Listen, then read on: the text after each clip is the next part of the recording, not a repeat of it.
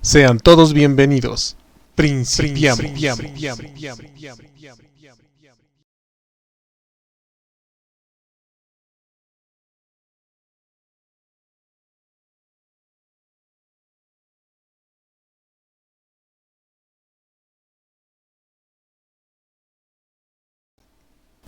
Hola, sean bienvenidos una vez más a una emisión de Miércoles de Chicharrón, aquí en ¿A Poco No? Presentado por Jazmín Deneb y Mario Alberto. ¿A poco no? Comunicación de la ciencia. Conocimiento libre para todos.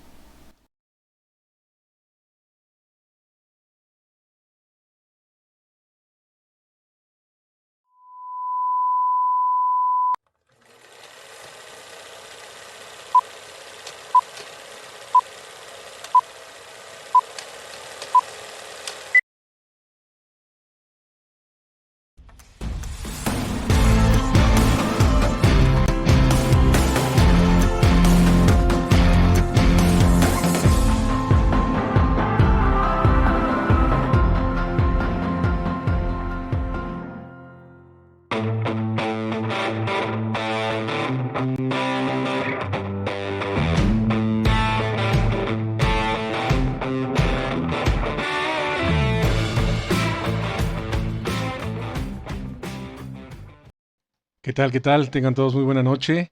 Como siempre, ¿por qué no? Siempre pasan cositas, así que rápido solucionadas y listo. Esperemos no estarnos oyendo bien y viéndonos mejor, aunque ustedes no me ven. Mi nombre es Mario Alberto. Estamos ubicados aquí en www.apocono.mx. Soy cofundador que esto que se llama ¿A Poco No? Y en conjunto con Deneb Ortigosa estamos haciendo ahí una serie de cosas del miércoles de Chicharrón, que es el día de hoy. Y pues van a ser los goles más rápidos que me ha aventado en todos estos 86. Hijo, ya ni la volamos. En la impresión 3D vamos a estar hasta septiembre. Entonces, esa me la brinco porque hasta septiembre es que vamos a andar ahí en la calle echando cotorreos. Lo que vamos a hablar una vez más, por favor, es de los colaboradores que tenemos, como son la MAT, como es la Biodiversidad Marina de Yucatán, Ciencias TV, etcétera, etcétera. Donde lo pueden ver ahí en la página, por favor, donde dice colaboradores y picarle ahí en las fotos para que los envíe a los enlaces de los cuales les pedimos, por favor, les den un like ahí en Comunicación de la Ciencia en la MAT, es la página hermana de la que estamos comunicando ciencia. También nosotros, el golazo que nos aventamos es el de YouTube, donde, insisto, ya casi somos 100,000, ya casi somos 100,000 suscriptores, estamos muy contentos, nada más nos faltan 99,980. Ah, no, 90. Bueno, ni modo. Para que ya seamos millonarios y podamos dejar esto de las transmisiones. Totalmente en vivo, mi nombre es Mario Alberto. Vámonos de una vez porque si no me regañan de que les quito mucho tiempo. Además, la presentación del día de hoy va a estar lo que sigue de buenísima. ¿Por qué no se ve? Ahí está. Ahí están ustedes. Lo que vamos a presentar el día de hoy va a ser al doc. Veamos, Carlos Sánchez Garibay nos va a presentar biobancos. La verdad es que muchos de nosotros ni siquiera sabemos qué es un biobanco, pero para todos aquellos que están pensando en llevar cosas así como espermas y óvulos y sí, de eso, pero muchas cosas más, muchas cosas más que vamos a aprender el día de hoy. Vámonos de una vez, totalmente en vivísimo, Chaito. Saludos chicas, chicos, les enciendo su micrófono, Chaito. Muchísimas gracias, Mario, por esta presentación. Perdón por apresurarte, es que le digo que de los comerciales más rápido.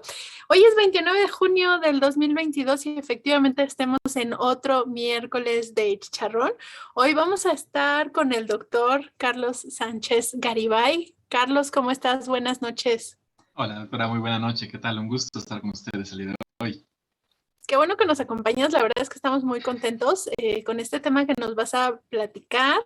Carlos nos va a hablar de biobancos, hacer un depósito de DNA o de ADN y bueno, ahorita nos va a dar algunos detalles. Les recuerdo la dinámica que tenemos en estos miércoles de chicharrón. Carlos nos va a dar una charla vayan juntando sus preguntas, apuntándolas directamente en el chat o ahí en su cuadernito que tengan ahí a un lado donde tomen las notas de las charlas, y en cualquier momento las pueden poner en el chat. Una vez que termine Carlos su presentación, voy a dar lectura a esos saludos, comentarios, etcétera. Les adelanto de una vez que nos mandan saludos. Está con nosotros Diana desde Toluca, y también está con nosotros Adriana. Diana nos manda saludos y bonita noche de conocimiento. Muchísimas gracias a las dos por estar aquí. Y bueno, pues voy a presentar a Carlos. Él es doctor. Su nombre es Carlos Sánchez Garibay. También, bueno, primero estudió químico, bacteriólogo, parasitólogo, es maestro en biomedicina y biotecnología molecular y es doctor en investigación médica por la Escuela Nacional de Ciencias Biológicas y la Escuela Superior de Medicina del Instituto Politécnico Nacional. Él ha participado con trabajos en con más de 50 trabajos en diferentes congresos, tanto nacionales como internacionales. Ha colaborado activamente en 27 artículos científicos publicados en revistas nacionales y también internacionales, solamente del 2015 a la fecha. Eso está bien impresionante. Por eso es miembro del Sistema Nacional de Investigadores desde el 2020, estando adscrito al Departamento de Neuropatología del Instituto Nacional de Neurología y Neurocirugía Manuel Velasco Suárez, el que está aquí en la Ciudad de México. Él también es profesor.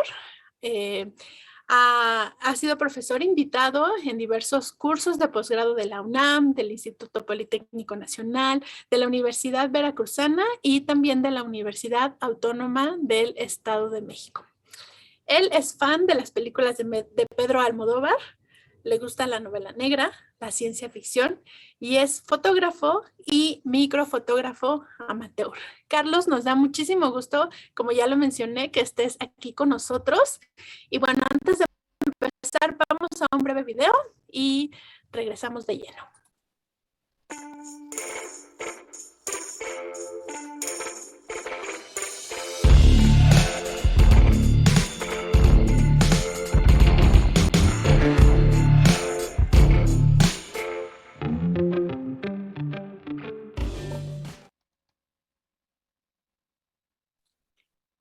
Listo, empezamos con biobancos a hacer un depósito de DNA. Adelante, Carlos, gracias. ¿Qué tal? Excelente, muy buena noche. Pues de nuevo un gusto estar con ustedes, muy agradecido por la invitación. Y bueno, el día de hoy vamos a hablar acerca de los biobancos, que es un tema, bueno, pues tanto a nivel científico como yo creo que en breve a nivel internacional, pues muy interesante, muy importante. Y bueno, pues antes de como tal resolver la pregunta de qué es un biobanco, pues yo quisiera que fuéramos entre todos poco a poco ir construyendo el concepto de lo que es un biobanco. Para esto vamos a regresarnos a parte de la fracción de palabra, la etimología banco.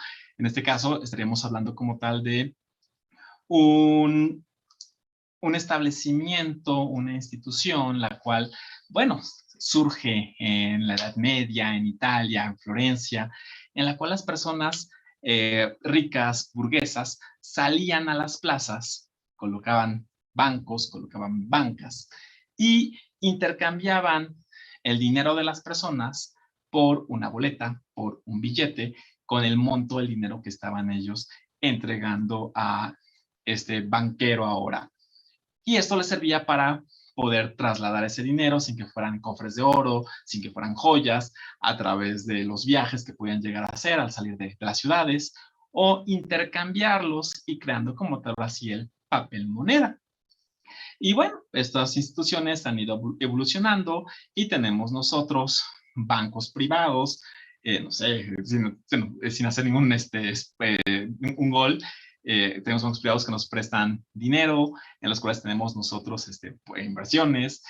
Y bueno, hay bancos nacionales que son, por ejemplo, casi no hay problema de decirlo, el Banco de México, quien emite la moneda, el papel moneda, con el cual se hacen las diferentes transacciones en el país. Y bueno, es un sitio en el cual pues está resguardando pues valores monetarios, los cuales nos permiten llevar a cabo nuestras diferentes transacciones.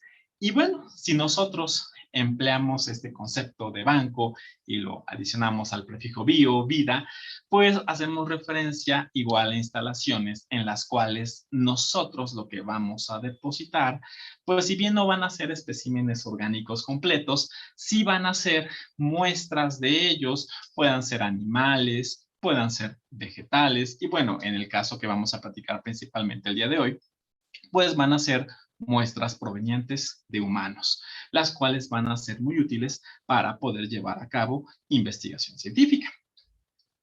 Entonces, bueno, ya tenemos una primera parte del concepto. Biobanco es un establecimiento que recoge, almacena y va a distribuir material biológico con fines de investigación biomédica.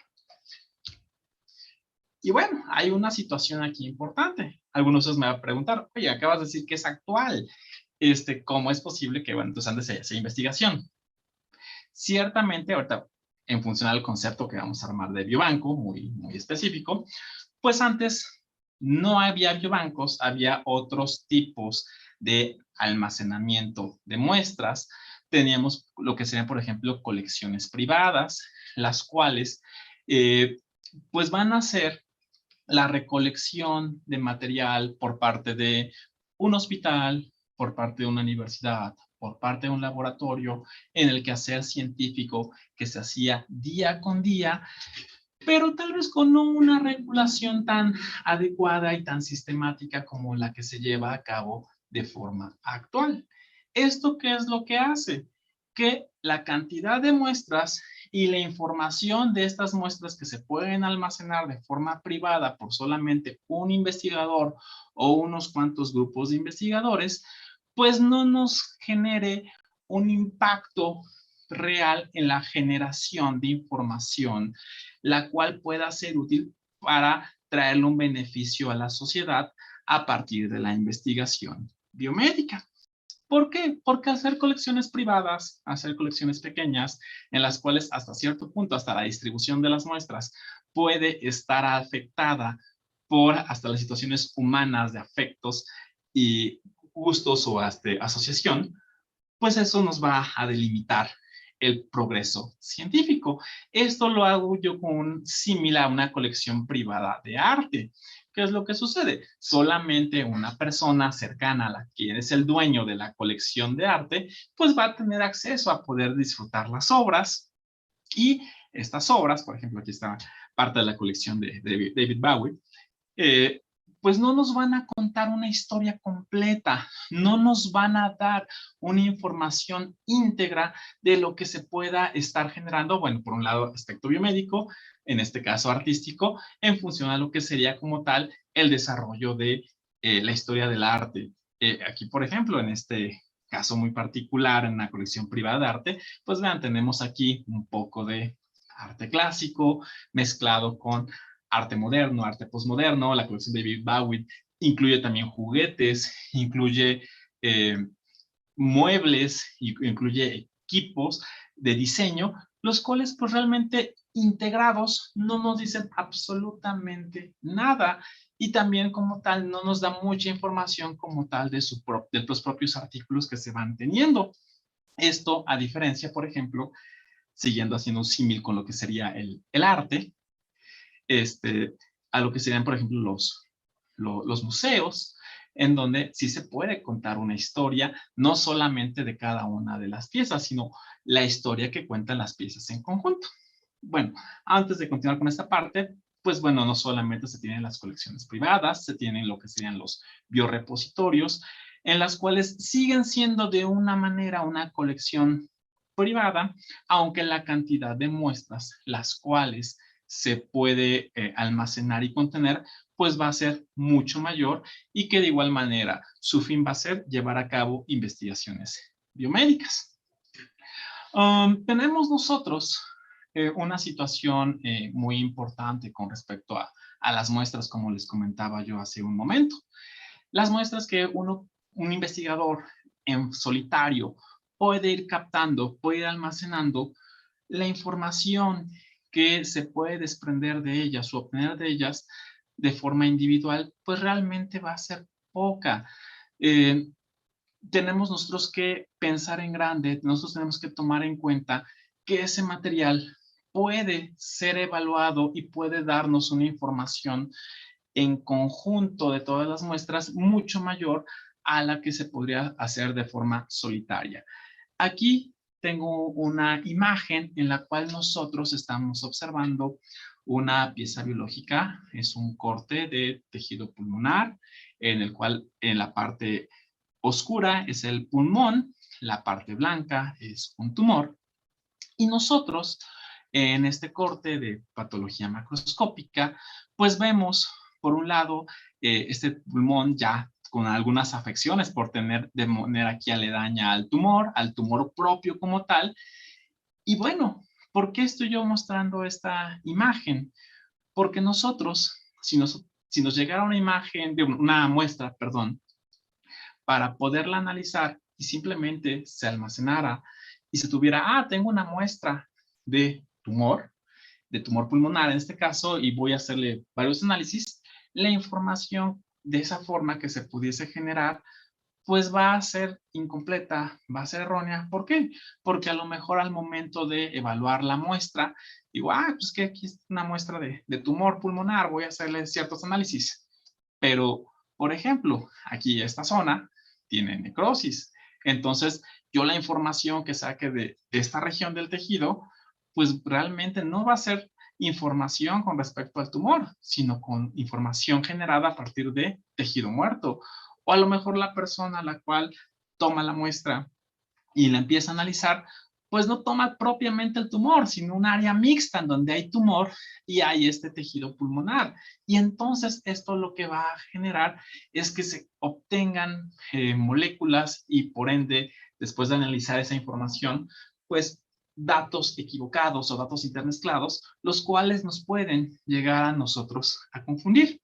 Y tengo yo aquí el título de diapositiva de Viendo al elefante completo, por aquel chiste del elefante en el cual si ustedes ponen a varias personas con los ojos vendados a tocar un elefante, pero solamente una sección, ¿qué es lo que ocurre? Van a obtener una hipótesis de qué es lo que están tocando solamente en función de la pequeña porción la cual están analizando. Aquí este investigador dice que esto es una lanza, este dice que la trompa es una serpiente, acá esta investigadora que la pata del elefante es un árbol, aquí este que es una pared, este que es un abanico y este que es una cuerda. Pero si nosotros no analizamos de forma completa o de forma sistemática una muestra, nosotros vamos a tener este mismo error de este chiste. Vamos a dar nosotros un resultado o una explicación equivocada y por eso es la importancia que tienen los biobancos, porque los biobancos nos van a permitir, pues no solamente decir, esto es un elefante o este es el comportamiento biológico de esta muestra, sino además nos va a permitir a nosotros decir género o especie, el lugar de procedencia del elefante, y en este caso, bueno, en el caso de investigación biomédica, pues nos va a permitir a nosotros interpretar de una forma correcta la información que nosotros podamos tener acerca de los resultados del análisis de nuestras distintas muestras.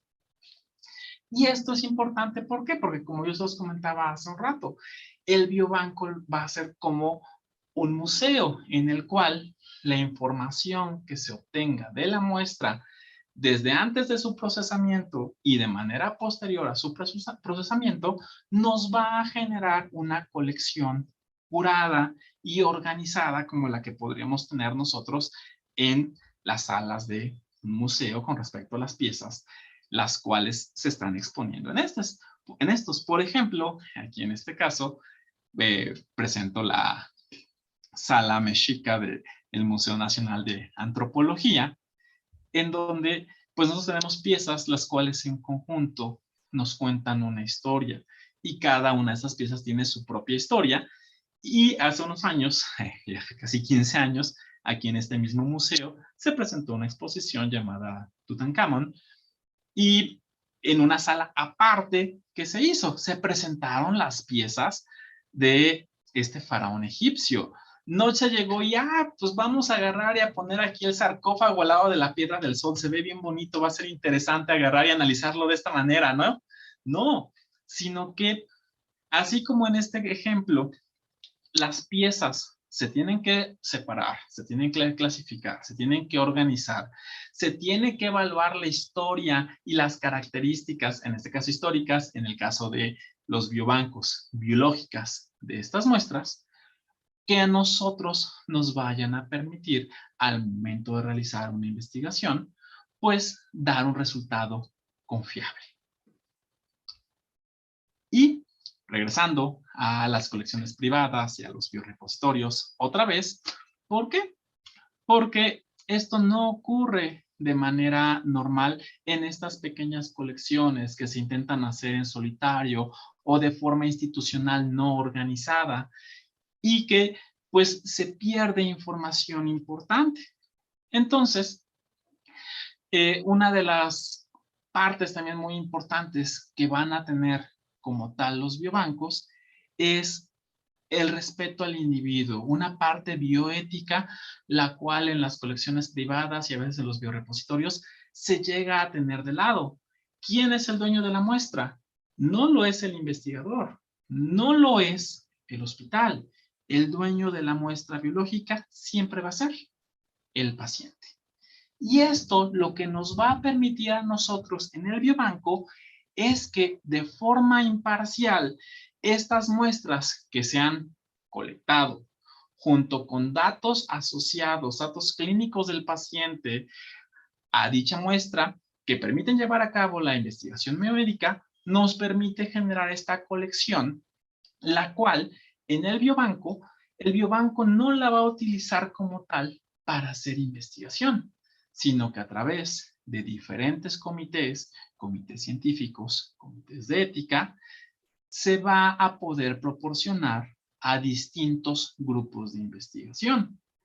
Entonces, en vez de que un grupo de investigación llegue a colectar 5 o 6 muestras, por decir un número nada más en este momento al azar, y que a partir de esa cantidad pequeña de muestras empiece a hacer investigación y esas muestras no se les pueda sacar el máximo provecho, pues un biobanco, ya sea un biobanco público, nacional o federal, o un biobanco institucional, puede captar una mayor cantidad de muestras, tenerlas preservadas de una forma correcta, tener datos que a lo mejor bajo otras condiciones no se pudiesen obtener hasta situaciones genéticas de los pacientes y que cuando llegue un grupo de investigación con un proyecto el cual esté avalado, no, insisto, por un comité de ética, por un comité de investigación, mira, no vas a tener 5 o 6 muestras, insisto, por decir algo, vas a tener 100 muestras, 200 muestras. Entonces, al tener una mayor cantidad de muestras como universo de estudio, la información que se puede generar a partir del análisis de este material biológico, pues va a tener una mayor fuerza, una mayor robustez estadística, biológica, científica, la cual permite explicar de mejor manera diferentes procesos biológicos. Por eso es muy importante como tal la existencia de los biobancos. ¿Qué podemos nosotros encontrar como muestra de un biobanco y qué se puede hacer con estas muestras biológicas? Pues bueno, nosotros en un biobanco podemos tener muestras de tejidos de diferentes órganos, podemos tener que estos órganos sean sanos, podemos tener que esos órganos presenten alguna enfermedad infecciosa, alguna enfermedad neoplásica, podemos tener que se almacenen fluidos, como lo puede ser suero, como lo puede ser plasma, como lo puede ser saliva, como lo pueden ser las lágrimas. Se pueden almacenar heces, más adelante hablaremos o comentaremos por qué se pueden almacenar materia fecal. Y el almacenaje que se va a tener en este tipo de instalaciones, pues es un almacenamiento especial que permita que las características biológicas moleculares de estas muestras se mantengan de la mejor manera. Aparte, nosotros vamos a tener un procesamiento sistemático de estas muestras, sabiendo hasta los tiempos en los cuales se tiene a partir del momento de la obtención de la muestra hasta que se congeló, de que se congeló la muestra a que se distribuyó. Se va a tener que esta muestra va a tener anotaciones, las cuales nos permiten llevar una continuidad, un seguimiento, una trazabilidad, es el término que se ocupa en el manejo de biobancos, para conocer su calidad y las características de cómo ha sido trabajada esta muestra. Aquí en esta imagen, bueno, tenemos el display de un ultracongelador que permite mantener las muestras a menos 80 grados centígrados. Hay biobancos tan sistematizados, tan especializados, los cuales no solamente ocupan códigos de barra o códigos QR para ir rastreando el movimiento de estas muestras, sino que tienen una estructura robótica, la cual va a ser la que va a permitir tanto el depósito como la toma de las muestras de las muestras biológicas de los diferentes espacios en los cuales van a encontrarse resguardadas. Esta es una fotografía de uno de los pasillos del biobanco del Reino Unido, en el cual en cada una de estas gavetitas que estamos viendo nosotros aquí, pues van a encontrarse muestras biológicas, y aquí tenemos este robot al cual desde una computadora se le va a decir, vas a dejar la muestra en tal espacio, se pone en una plataforma la muestra en el robot, se desplaza, la coloca. Requerimos tal muestra, agarra el robot, va y la toma. Y esto es importante, ¿por qué? Porque entonces va a quedar una evidencia de que se ha hecho un cambio de esas muestras. No es como que de, ay, alguien agarró, tomó la muestra y se la pasó al amigo, se la pasó al compadre para hacer investigación. No, sino que en este caso se va a rastrear, se va a poder seguir en todo momento la muestra. Y bueno, esta última imagen, ahorita la retomaremos más adelante, pues es un contenedor con nitrógeno líquido que permite congelar las muestras de una forma muy rápida a temperaturas de menos 195 grados centígrados, con lo cual la preservación de sus características biológicas pues está prácticamente garantizada por varias décadas. Bueno, esta imagen del biobanco del Reino Unido, perdón por regresar a la diapositiva, pues bueno, hago yo aquí una referencia a lo que sería la Corporación de Inversión y Crédito Industrial de la India, que también tiene un sistema de bóvedas, en este caso para dinero, joyas, para sus clientes de manera muy similar al del biobanco del Reino Unido. O bueno, si alguno ha visto esta serie de Netflix, BoJack Horseman, en donde a manera un poco de parodia, tenemos aquí un biobanco de órganos como tal, en el cual, bueno, en cada una de estas cajitas hay, según esto, un órgano de algún aparato o sistema del cuerpo. Y bueno, ¿cómo podemos empezar nosotros a hacer el biobancaje? ¿Cómo nosotros podemos ir obteniendo estas muestras de tejido? Y uno pensaría que, bueno, el biobancaje iniciaría al momento de la obtención de la muestra. Y pues, ¿qué creen? Que no. Nosotros, antes siquiera de tomar la muestra biológica del paciente, necesitamos tener la autorización del paciente para que él acepte donar, acepte compartir parte de sus tejidos que se van a utilizar para diagnóstico o para investigación, que de manera altruista él done una pequeña parte de esa muestra para que se pueda llevar a cabo investigación biomédica. Y entonces nosotros tenemos que tener esta autorización a través de un documento médico legal conocido como consentimiento informado. Aquí nosotros vamos a tener que al paciente se le va a invitar a participar, se le va a invitar a que sea parte del proceso de investigación. No se le puede condicionar, no se le puede ofrecer dinero, no se le puede ejercer coerción al paciente. Él tiene que hacerlo de forma voluntaria, de forma altruista. Aunque agarre y sea un paciente que tiene una muestra biológica así para hacer este descubrimiento del Nobel, ¿no? No, él tiene que decir si va a donar o no. Hay que respetar la individualidad del paciente, hay que ser éticos, bioéticos en este caso. Y bueno, ¿cómo se hace esto? Pues al paciente se le aborda, se le explica que es un biobanco, para qué sirve este biobanco, que ustedes ya también ya lo conocen. ¿Qué es lo que se va a hacer con su tejido? ¿Quiénes van a poder hacer uso de este tejido? Insisto yo, no hay retribución económica, esto es netamente altruista. Datos de contacto. Y bueno, aquí algo también muy interesante es que el paciente se puede arrepentir. Entonces es de, sí, el día de la operación, sí, yo les doy el tejido, no hay ningún problema, úsenlo para investigación. Pero a los 2 meses, pues decide cambiar de opinión. Le preocupa su información, le preocupa que la información generada a partir de su tejido le pueda dar más adelante una mala noticia a él o a su familia y prefiere vivir en la incertidumbre y dice, no, quiero ya que no se emplee mi tejido. Y pues tiene todo su derecho y entonces puede retirar este consentimiento.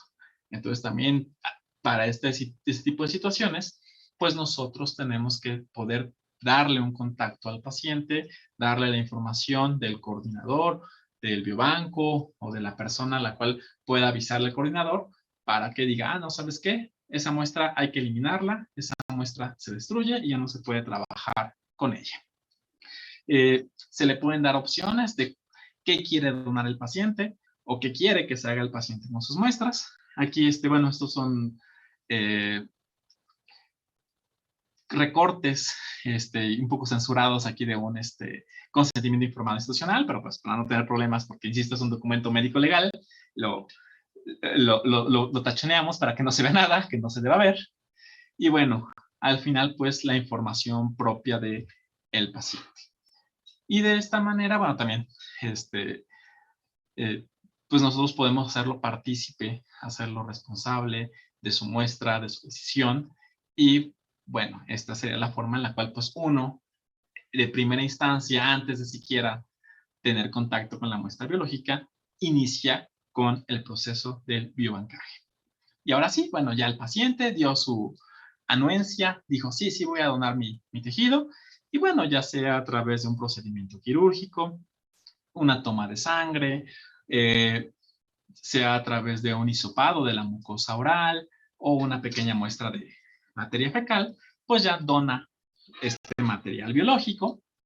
Y pues bueno, yo ahorita con respecto a lo que va a ser el manejo de las muestras, como lo que sería, pues más que la sangre, sería el plasma. Esta sangre se centrifuga, se le quita ciertas partes, componentes celulares y se mantienen el componente líquido con ciertos metabolitos, ciertas proteínas.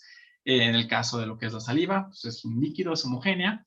Y bueno, una pequeña muestra de heces también no se puede fraccionar como para que tuviéramos diferentes características de estas muestras en diferentes alícuotas, en diferentes partes de ellas. Pero en el caso de los tejidos, como hace un rato se lo estaba comentando, sí puede ocurrir. Entonces, en esta parte de la charla, pues yo les voy a platicar un poquito de cómo se manejan los tejidos macroscópicos in físico para poder ir generando un proceso sistemático que asegure que nos permita decir que la información que podemos obtener de una muestra pues tiene tales o cuales características. E igual en este caso son posiciones médico-legales, son cortes representativos de investigación o como tal de un humano. Y bueno, aquí estamos haciendo el corte de tejido cerebral. Se secciona el tejido, cortes pequeños, cortes los cuales tienen un grosor de aproximadamente 2-3 milímetros. Y vean cómo este tejido es la porción superior a este, y esta a su vez la porción superior a este, y este el de este. ¿Por qué hago referencia a esto? Porque si nosotros volteamos este tejido como si fuera una carta, pues ¿qué es lo que vamos a tener? Tendremos que esta cara va a ser la imagen en espejo de este otro tejido. Esto es muy importante, ahorita lo voy a explicar. Esto nos genera a nosotros unos cortes llamados cortes en espejo. en la cual pues justamente pues la porción posterior a este tejido pues va a ser idéntica a esta porción frontal y la porción de este pues va a ser idéntica a la porción frontal de este otro. Y esto, insisto que es muy importante, ¿por qué?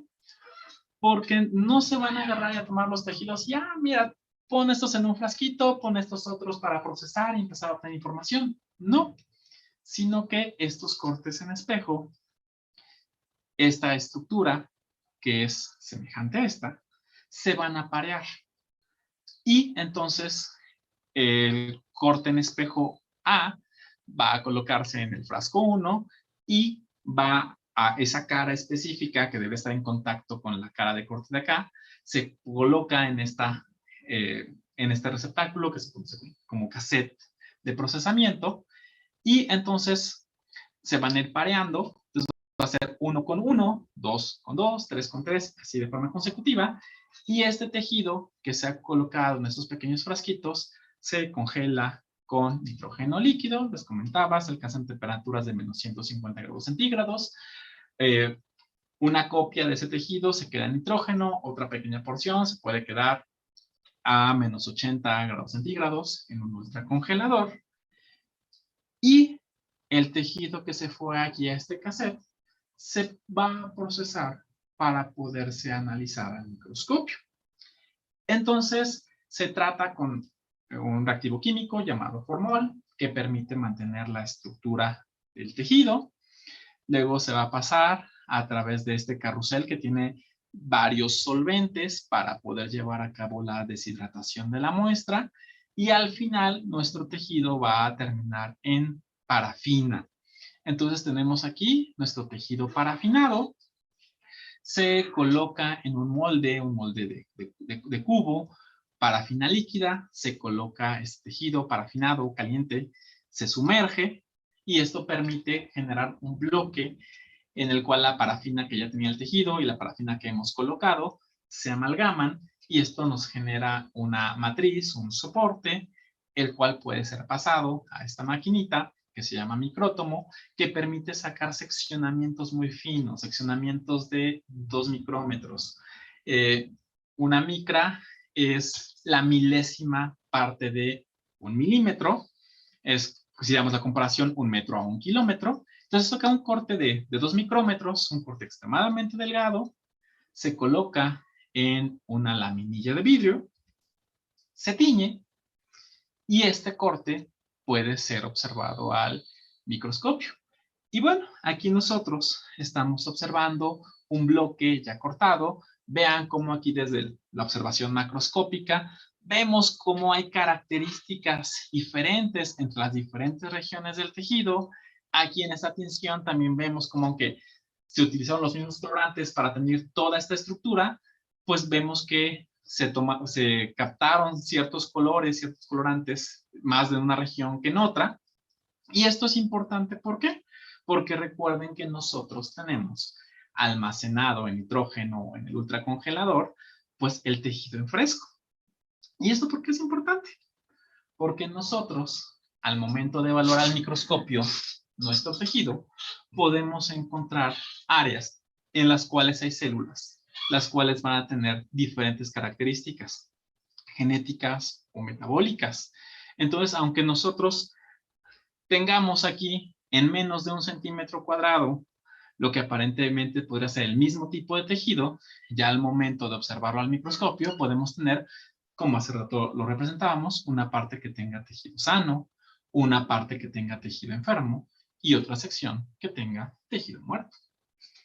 Así que aquí, por ejemplo, en esta imagen vemos del lado izquierdo tejido cerebral sano y aquí en color rosa principalmente con algunos puntitos morados, pero de este lado que predomina el colorante morado, pues tenemos tejido tumoral.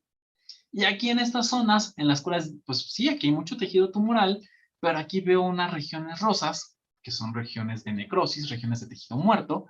Si yo evalúo esta sección a través de diferentes análisis que permitan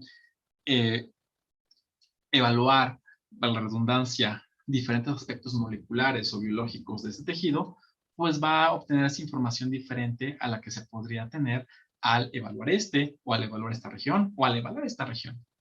Entonces nosotros podemos ese tejido todavía seccionarlo de forma más precisa para poderlo analizar y que nosotros tengamos resultados confiables, veraces y que nos permitan dar una respuesta verdadera ante alguna interrogante científica.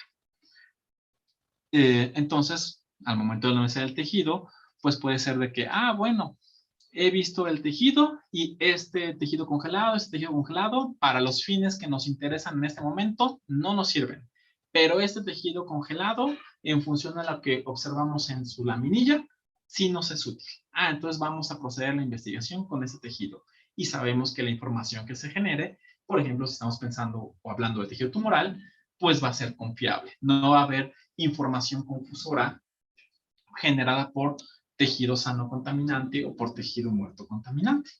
Y bueno, aún así, puede haber casos en los cuales tengamos ese tipo de situaciones, que haya tejido sano, tejido muerto, pero hay instrumentos, por ejemplo, este aparatito que es un microdisector láser, que no es otra cosa más que un robot, el cual permite hacer cortes micrométricos y obtener hasta simplemente una célula asociado al microscopio y asociado a un equipo de computación, que al momento de nosotros en el microscopio observar una imagen, podemos señalar nuestras áreas de interés y este robot, mediante un láser, puede cortar las secciones que nos interesan, se pueden recuperar y aunque tengamos aquí nosotros tejido sano, estas pocas células de tejido enfermo, nosotros las podemos captar y hacer investigación solamente con estas. Y los resultados que vamos a obtener, pues van a ser justamente de un tejido enfermo. Y bueno, yo he estado ahorita de manera un poquito tendenciosa evitando hablar de las moléculas, de manera específica de las moléculas las cuales se pueden analizar en las muestras de biobanco. Entonces, bueno, ¿qué moléculas podemos entonces aislar de las muestras presentes en un biobanco?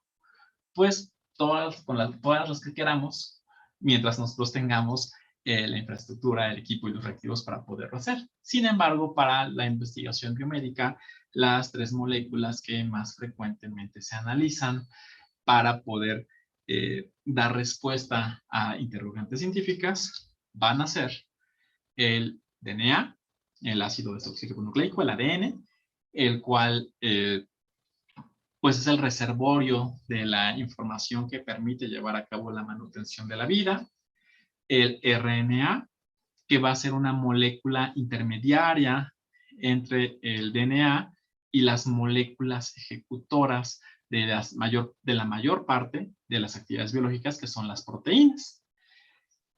Y bueno, como tal, las mismas proteínas sería la tercera molécula que más se evalúa. Y vamos a platicar rápidamente acerca de algunas alteraciones que podemos encontrar en la secuencia o características de estas moléculas o del metabolismo de estas moléculas que pueden estar relacionados para llevar a cabo investigación biomédica. Les comentaba, el DNA pues va a ser el ácido desoxirribonucleico, en donde encontramos a través de la secuencia que presentan las bases que lo constituyen, las instrucciones, la receta, por decirlo de alguna manera, que permite mantener la vida y metabolismo de las células.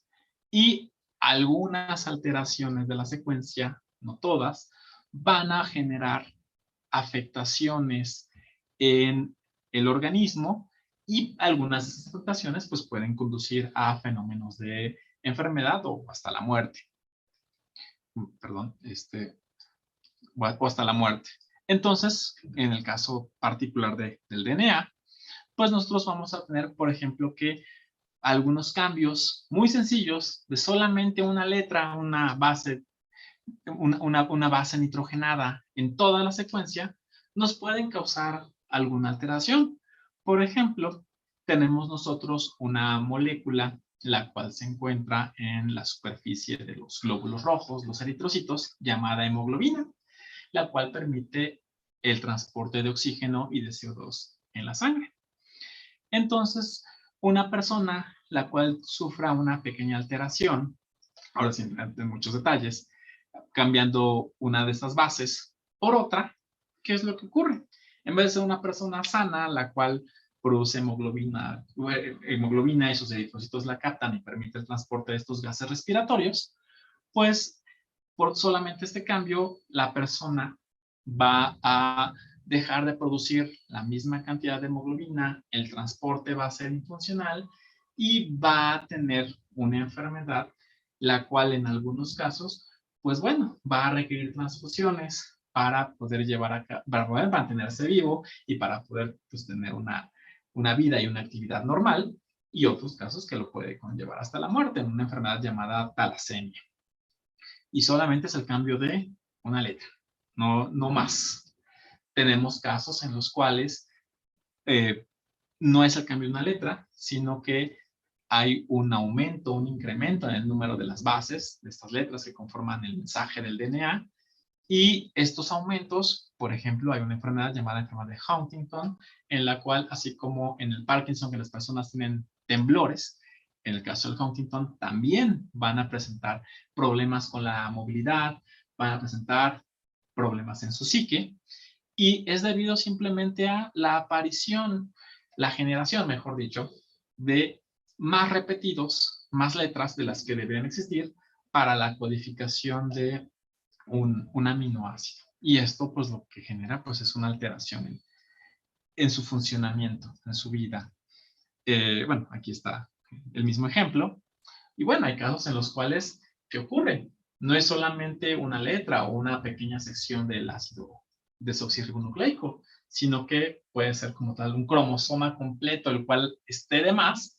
Y bueno, en el caso de la trisomía del 21, el síndrome de Down, en el cual pues hay alteraciones en el desarrollo, en el desarrollo físico, desarrollo neurológico, y tener personas con este síndrome. Y bueno, nosotros podemos tener mediante lo que sería el análisis de la información genética de las muestras del biobanco, la capacidad de evaluar de forma rápida, de forma global, una gran cantidad de muestras y poder determinar algunas de este tipo de alteraciones que he comentado, no a las enfermedades, sino el tipo de alteraciones, y esto nos permite acelerar la capacidad que tiene el quehacer científico de poder encontrar áreas de interés para poder resolver preguntas. Otra molécula, aparte del DNA, pues sería, como les comentaba, el RNA, que les decía que es una molécula intermedia entre las moléculas ejecutoras, que son las proteínas, y el almacén de información genética, el DNA. Y este RNA es una molécula muy interesante, porque mientras todas las células del cuerpo de un mismo organismo, en teoría, deberían tener, y salvo un par de excepciones, que sean los gametos, espermatozoides y óvulos, deben tener la misma información genética, las células van a poder expresar esa información de forma diferencial, dependiendo el medio ambiente en el cual se encuentren y las condiciones las cuales se les pueda proveer a estas células. Entonces, una célula de una región del cuerpo no puede no tener el mismo RNA que otra célula de otra región distinta. Van a tener la producción de RNAs diferentes. Entonces, aquí tengo un ejemplo en el cual tenemos una muestra 1 que viene de un organismo, una muestra 2 que viene del mismo organismo, pero en un estadio de desarrollo diferente. Se les extrae su RNA. El RNA de la muestra 1 se marca con un compuesto que a través de la estimulación con luz ultravioleta o con láser da una fluorescencia de color verde. En el caso del RNA de la muestra 2, se marca con una molécula la cual da una coloración roja al momento de ser irradiada con UV o con un láser. Y se pueden poner estas moléculas en contacto con moléculas de DNA provenientes de este organismo o de algunos organismos cercanos, los cuales van a estar en una pequeña lamilla de vidrio, muestras en poca cantidad, colocadas con un brazo robótico en una pulgada cuadrada. Podemos alcanzar a tener un par de decenas de miles de muestras si se observa al microscopio, y se colocan estas moléculas sobre esta placa de vidrio, y por la similitud que van a tener con las moléculas de DNA, las cadenas de DNA, de las cuales provienen, van a poder interaccionar.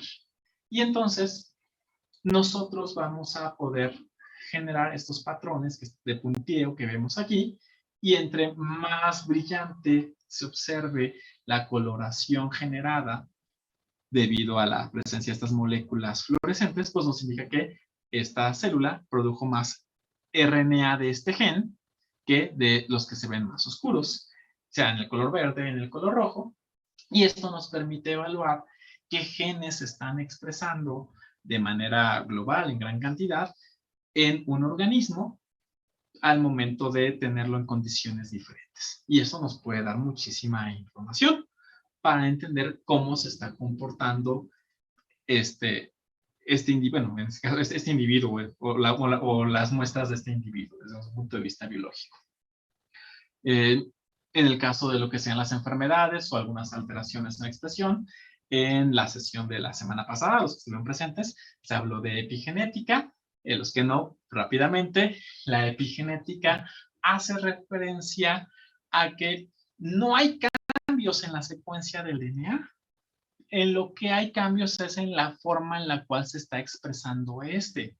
El medio ambiente va a alterar cómo se encuentra enrollado este DNA. Entre más enrollado esté el DNA, menos se puede expresar. Entre más laxo esté el DNA, más se puede expresar y producir estas moléculas de RNA. Entonces, vamos a tener nosotros que hay alteraciones en el medio ambiente. Por ejemplo, en el cáncer de colon, tenemos que el consumo de una dieta alta en grasas, baja en fibra y moléculas irritantes como el picante, como las son las especias, son capaces de modificar justamente este enrollamiento del DNA, y se pueden expresar o dejar de expresar ciertos genes, los cuales alteran las características del desarrollo de las células del colon, y esas células, bueno, junto con otras alteraciones que pueden adquirir y que pueden surgir, pues de ser células normales del tracto intestinal, se convierten en células tumorales, las cuales pues afectarán al individuo en el cual ocurra esta alteración. Y bueno, para acabar de hablar de estas moléculas, pues hablaremos de las proteínas, que les decía, son las moléculas que llevan a cabo la ejecución final de las funciones. Son los obreros de estas fábricas que son nuestras células. Estas proteínas, por ejemplo, esta imagen que es muy famosa en internet, y tristemente muy famosa en el aspecto de que está errada mucha la información que dan acerca de ella. En internet te dicen que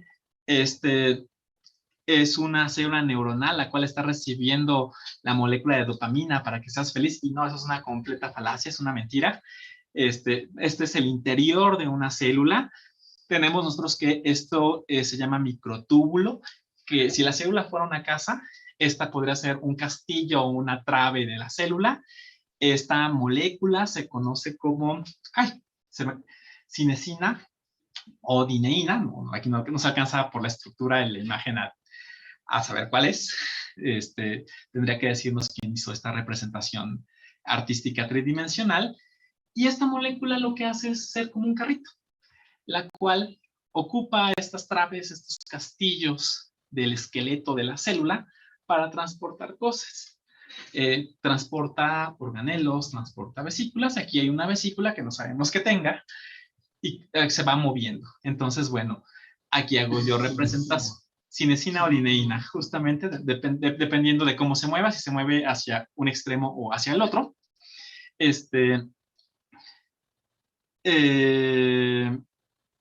Sí, les decía, y pues esta sería, pues les comento, ¿no? Justamente una molécula ejecutora, una molécula que está llevando a cabo como tal una acción, ¿ok? Y bueno, nosotros vamos a poder encontrar que si esas moléculas se encuentran alteradas, ya sea desde la secuencia genética, sea la expresión o hasta el procesamiento propio ya de esa molécula que ya está formada, pues nosotros vamos a tener alteraciones metabólicas. ¿Cómo se evalúan estas proteínas? Pues bueno, se hace un extracto de nuestra muestra y se van a separar por tamaños y por cargas. Entonces, a lo mejor este esquema no les dirá mucho, pero no hay problema, preparado.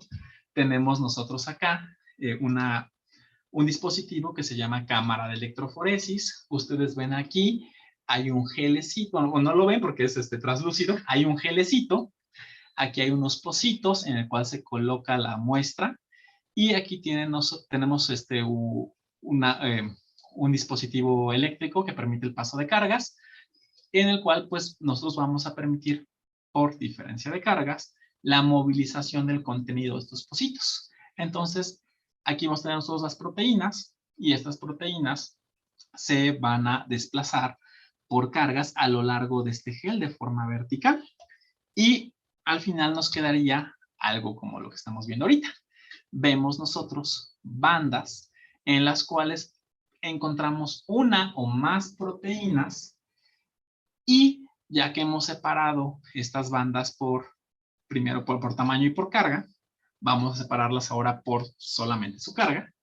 Entonces se hace un recorte de una de estas banditas, se coloca en esta cama y igual va a haber un paso de corriente eléctrica. No voy a entrar en detalle porque esta parte hasta como estudiante de esta área en la universidad, el primer acercamiento le saca de onda qué es lo que ocurre, pero lo que vamos a permitir es que la migración de estas proteínas a lo largo de una área que va a tener diferentes cargas conforme se van desplazando y nos va a generar unos patrones así de puntitos como los que estamos viendo aquí. Y aquí en este pequeño esquema, pues por ejemplo está representado un patrón muy sencillo en donde pues vemos el patrón de una persona sana y vemos dos enfermedades, paciente enfermo 1, paciente enfermo 2, en el cual el paciente enfermo 1, el patrón es casi idéntico, solamente que hay una mayor cantidad de esta proteína. Esta proteína se está produciendo en exceso y eso está generando una afección en este ejemplo simplificado. En el caso del paciente enfermo 2, ¿qué tenemos? Tenemos el patrón casi idéntico, pero no está la proteína. La ausencia de la proteína es la que está causando, en este caso, la enfermedad. Bueno, y otros cambios asociados. Ya vamos ahorita a poner un poquito de celeridad, que vamos un poquito atrasados en el tiempo. Me he quedado muy gustoso de estar platicando con ustedes. Y bueno, aquí hay ejemplos en los cuales pues nosotros estamos viendo patrones verdaderos, patrones que son mucho más complejos. Y bueno, hay algunas enfermedades las cuales pues justamente pues son debidas a esta alteración en la síntesis de estas proteínas, como pueden ser una enfermedad llamada distrofia muscular, en la cual, ¿qué es lo que ocurre? En la cual lo que ocurre es que se pierde una proteína llamada distrofina. Dentro de la célula se genera, en el músculo específicamente, se generan movimientos moleculares, los cuales permiten que las células de los músculos cambien de tamaño y tengan esta capacidad de generar movimiento. Y si se pierde esta proteína, pues las moléculas al interior de la célula pueden moverse, pero no se puede transmitir ese movimiento hacia la parte externa y entonces se pierde fuerza en el músculo. Rápidamente, ya casi para concluir y intentar cerrar un poquito el tema, pues nosotros tenemos que al tener estas muestras biológicas, las cuales van a tener información clínica, las cuales van a tener un seguimiento perfecto en función al tiempo, al tratamiento que van a estar llevando y al poderse evaluar en gran cantidad, pues nosotros vamos a tener la posibilidad de generar información, la cual va a ser pues muy importante y muy relevante, muy confiable para poder dar respuesta a diferentes enfermedades. Yo les comentaba que uno de los biobancos más importantes es el del Reino Unido, en el cual pues bueno, ellos han hecho varios trabajos, uno de ellos aquí representado, en el cual se hace una asociación entre la expresión génica, perdón, una asociación entre la secuencia genómica con características de imagenología de tumores del cerebro, otros bancos de tejidos, otros biobancos, en los cuales se hace relación de también tumores con respecto a ciertas moléculas, como las que estamos viendo aquí en muestras al microscopio. Voy a ir un poquito más rápido. Y bueno, simplemente hacer ya casi un cierre en el cual pues la información pues va a ser un conjunto de datos los cuales pueden no contarnos una historia. Pero si esta información se trata, nosotros podemos generar conocimiento. Y bueno, esto se está logrando a partir de biobancos públicos, nacionales, federales, como bueno, ya existen en algunos países de Europa, como el Biobanco del Reino Unido, en Asia, como el Biobanco de Japón, en el caso de, bueno, ¿qué sería? Pues es Asia, Europa del Medio Oeste, como el Biobanco de Chernobyl, en el cual se han obtenido muestras de algunos sobrevivientes de este trágico evento, de la explosión de la planta nuclear, para poder hacer estudios de las alteraciones genéticas de estas personas. Y bueno, en el caso de México, tenemos nosotros biobancos institucionales, todavía no hay como tal un biobanco nacional, como el Biobanco de Tumores del INCAN, del Instituto Nacional de Cancerología, el Biobanco de Investigación de Células Leucémicas del Hospital Infantil de México, Federico Gómez, del Biobanco de Enfermedades Metabólicas del Instituto Nacional de Ciencias Médicas y Nutrición, Salvador Subirán, y bueno, al biobanco que yo pertenezco, por estar en el Departamento de Patología de el Instituto Nacional de Neurología y Neurocirugía, el Biobanco de Patologías del Sistema Nervioso Central. Y bueno, pues esperemos que en este caso muy particular de biobancos de tejido enfermo, tejido neoplásico, nunca tengan la necesidad de hacer un depósito en estos, pero bueno, si en algún futuro llega a surgir un biobanco nacional de México, en el cual puedan ustedes donar su tejido, sus muestras, pues se podría generar información pues importante pues para tratar de manera futura enfermedades que puedan aquejar a sus futuros familiares. Y bueno, aquí un par de imágenes de la infraestructura que nosotros tenemos. Y pues bueno, eso sería todo por mi parte, esperando la parte de las preguntas que llegasen a ver. Muchísimas gracias, Carlos. Vamos a un videito y regresamos con las preguntas.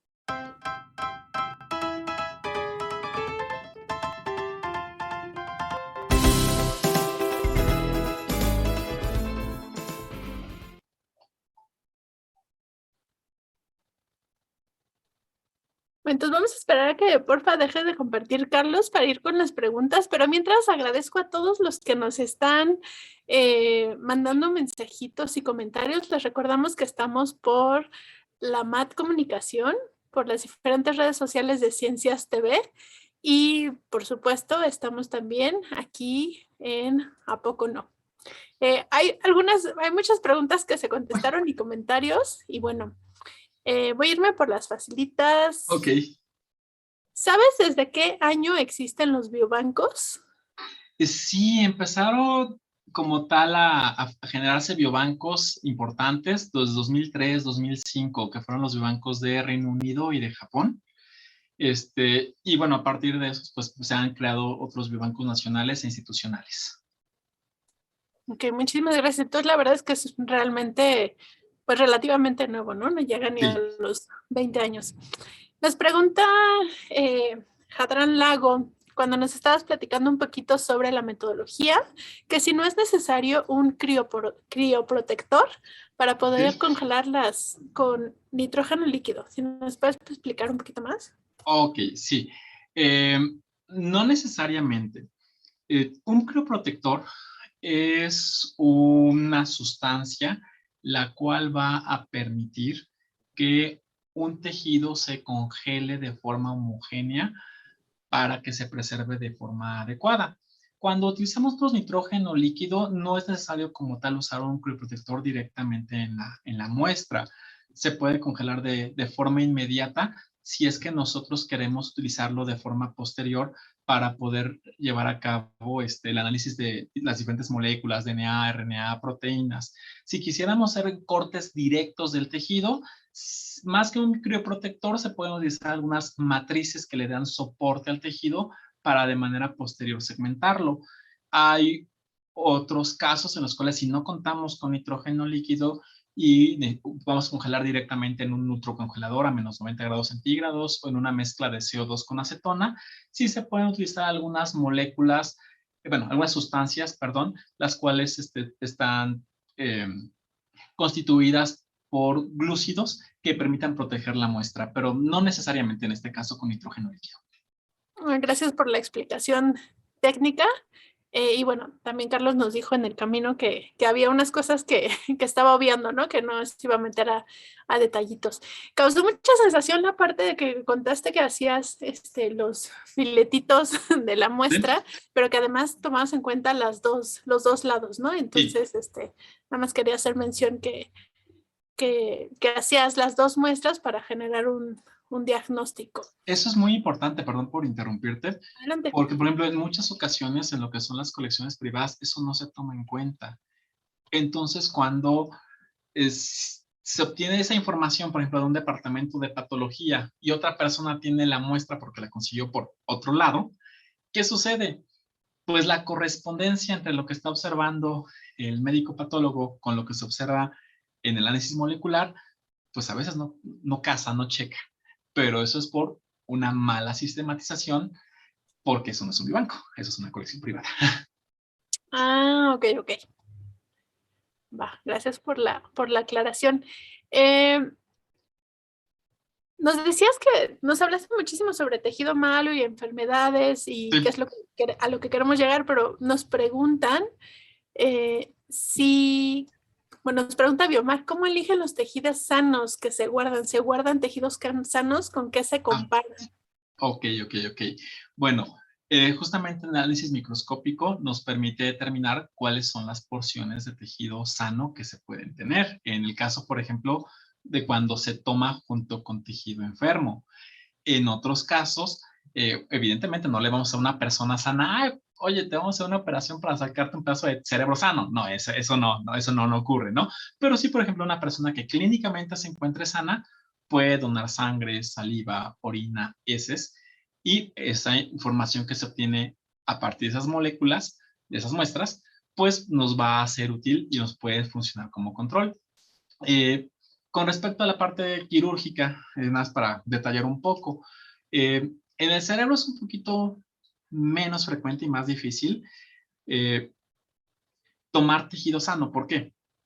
Porque pues se afectan las funciones cuando tiene un paciente una enfermedad, no sé, en este caso tumoral, y decir, ay, pues voy a hacer un recorte para no dejar nada de tumor. Pues no, es muy complicado, ¿no?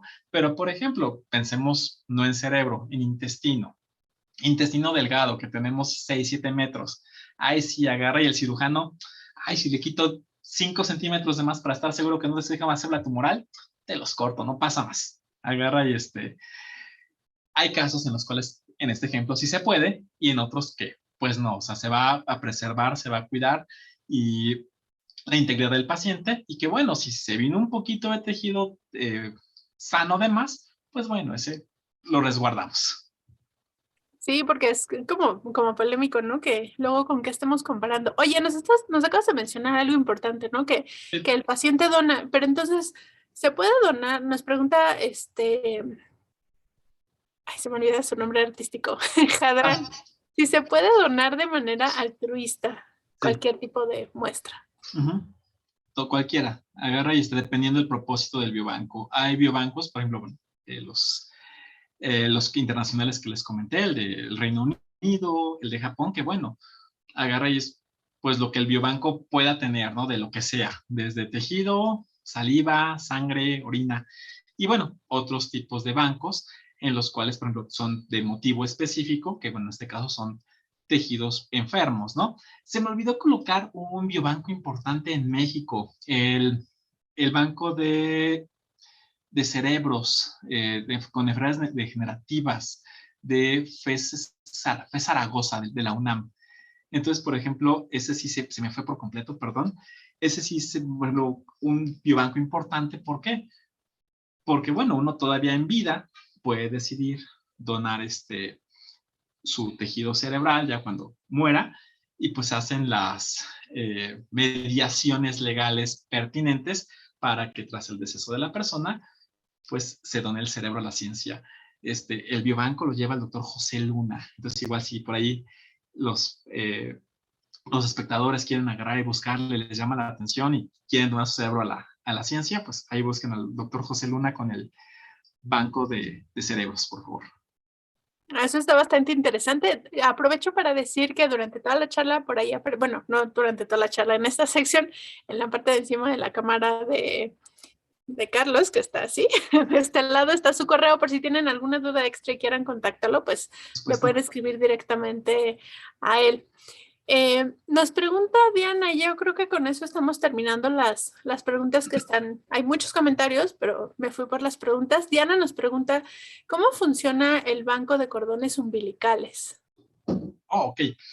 Bueno, no sé si habla de un banco específico, para decirle así como tal la función sistemática, mentiría. Pero bueno, el caso de lo que son los cordones umbilicales, ¿qué es lo que se hace? Pues bueno, en esos casos particulares, lo que se llega a hacer es que el contenido del cordón umbilical, que se conoce como gelatina de Wharton, que no es otra cosa más que tejido conjuntivo laxo del desarrollo embrionario, se guarda, se toma y se congela.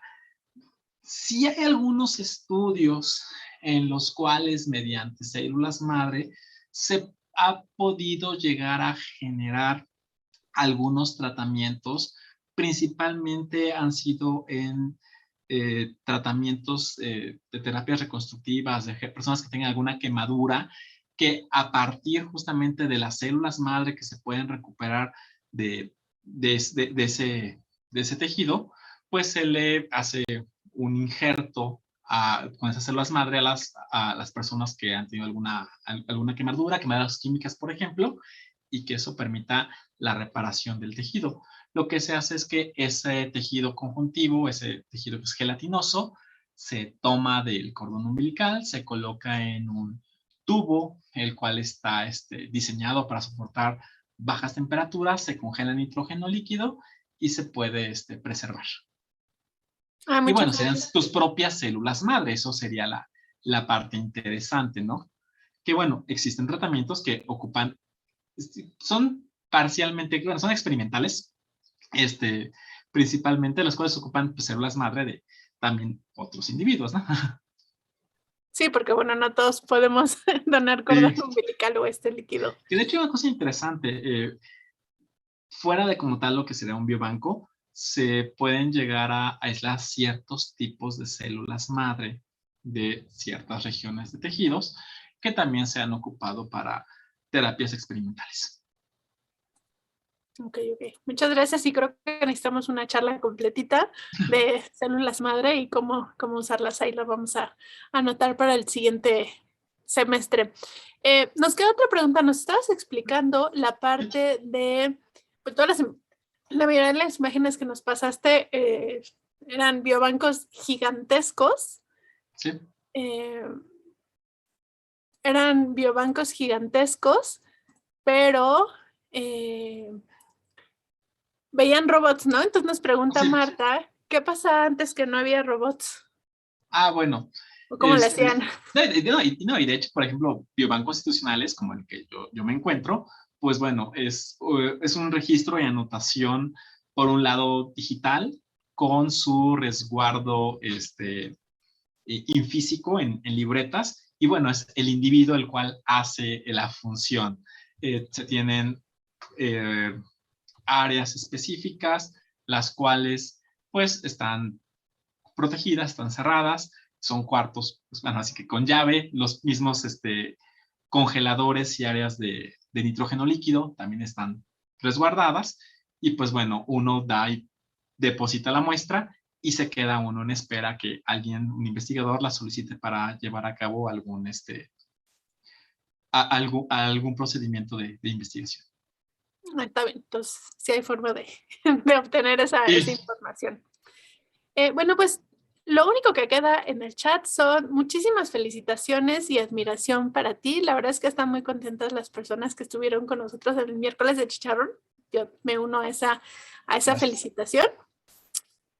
Y bueno, pues nos quedaría nada más que agradecer al doctor Carlos Garibay por haber estado aquí con nosotros y compartir esta información sobre biobancos. Muchísimas gracias, Carlos. En verdad, no, yo muy agradecido y esperemos, pues bueno, no tan en breve para que más personas participen, poder reunirnos. Por supuesto que sí. Aquí todos son bienvenidos. Luego les vamos a poner en el chat la información del nuevo formulario para que si hay alguien interesado en estar en un miércoles de chicharrón, se anote. Les recordamos que tenemos nuestro WhatsApp para que les podamos estar mandando mensajitos y ustedes puedan estar mandándonos también información. Está en pantalla 55 82 74 74 85. Ese es nuestro WhatsApp empresarial. Y bueno, pues por el momento es todo. Nos vamos a ir de vacaciones, no nos vamos a ir, pero vamos a tomarnos unos cuantos miércoles de descanso para aprovechar las promociones de los miércoles. Y nos vemos pronto. Les vamos a estar avisando por nuestras diferentes redes sociales cuando es nuestro primer miércoles de chicharrón del siguiente semestre. Entonces, muchísimas gracias a todos por estar aquí. Gracias, Mario, que estás ahí detrás de cámara y con la voz omnipotente. Y gracias a todos los que nos acompañaron. Gracias, Carlos. Nos vemos en otro miércoles de chicharrón. ¡Ay, éxito! Muchas gracias.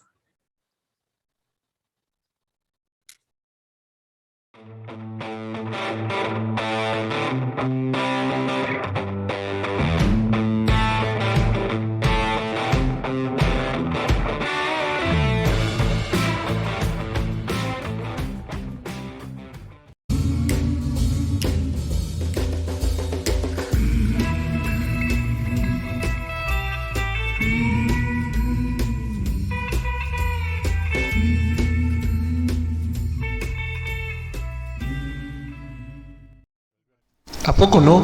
Comunicación de la ciencia. Conocimiento libre para todos.